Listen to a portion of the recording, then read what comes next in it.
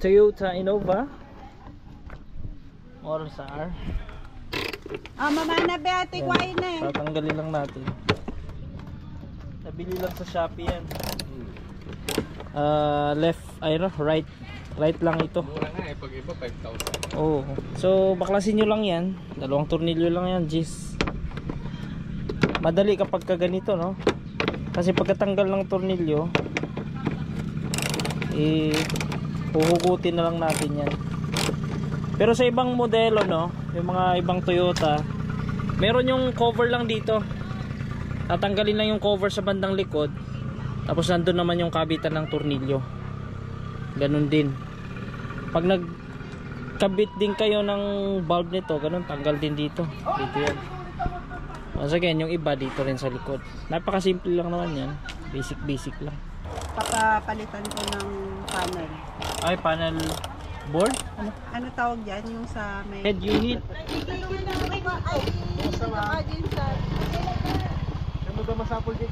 Saan banda yung tunog, sir? Sa may Munibela na hindi naman tunog na, no, nararamdaman lang. Ay, ba't kaya? Ano kaya? Ayan. After nyo matanggal yung tornilyo, hugot na lang. Hirap tanggalin kasi may scotch tape eh. Makita. Hindi ma, mayroong level yun eh. Ayan, pagkahugot nyo, i-twist nyo lang itong mga kaibigan. Twist lang ganun, no? May mineral. Ayan, twist lang. Kita ba? Ayan, twist. Tapos hugot na yan.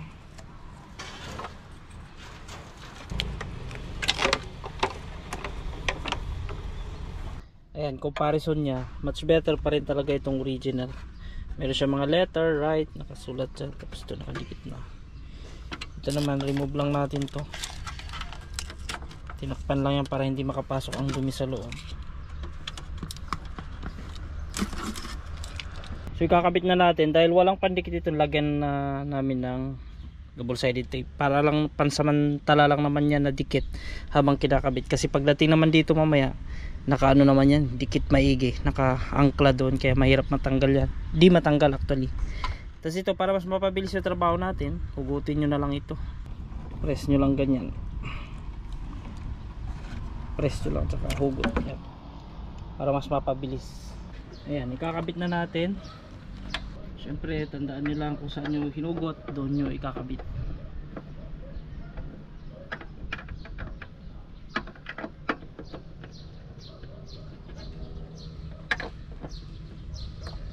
Yan, saka pihit. Laging pihit pa kanan yung lock nito. Okay. Ganun din naman ito.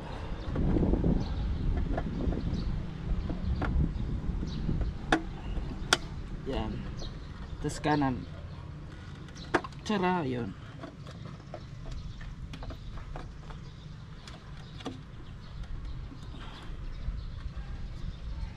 Ganun din ito.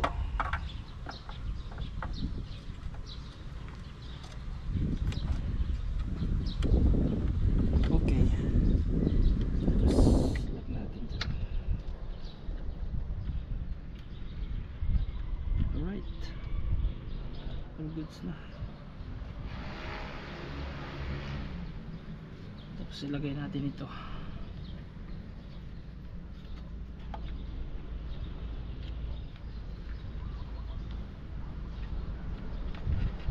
Yung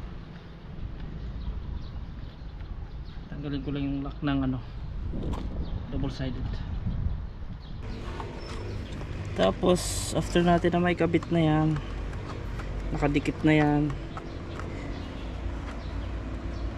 papasok natin ito. Dating nabasag na pala ito, ma'am. Oo. Tapos Nung- nabasag ulit. Si Darwin nakabasag noon. Nung nalasing siya.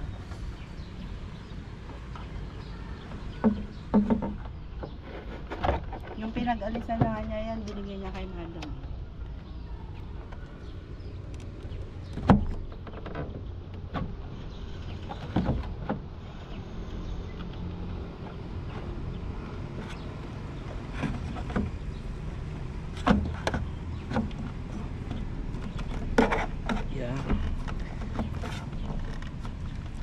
Madali lang siyang ano ikabit.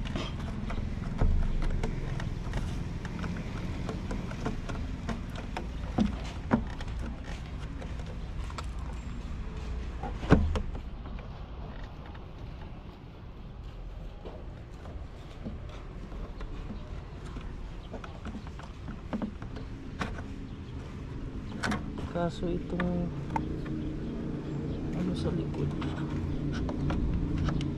hindi sila tugma.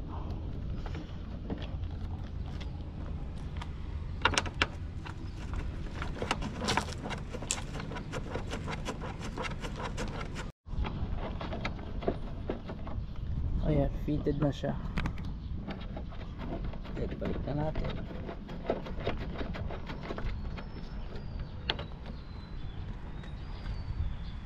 Makapal kasi yan. Gawang China. Pero okay na rin yan kaysa sa basag na ano. Oo, sir. Sa ganda ng tingnan.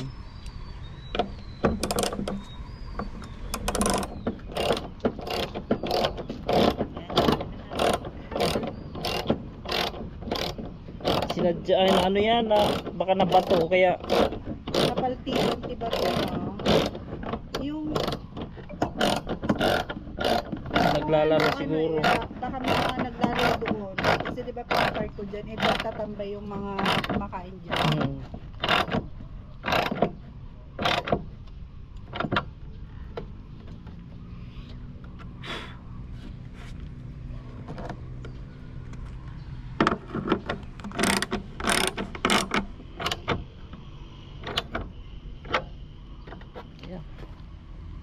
Fit na siya.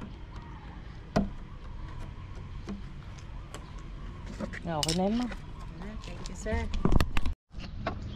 Ayan, yan yung finish. Kumikita ka na, sir? Opo, meron na rin kahit pa paano. Ito na yung finished product niya, mga kaibigan, na ikabit na natin.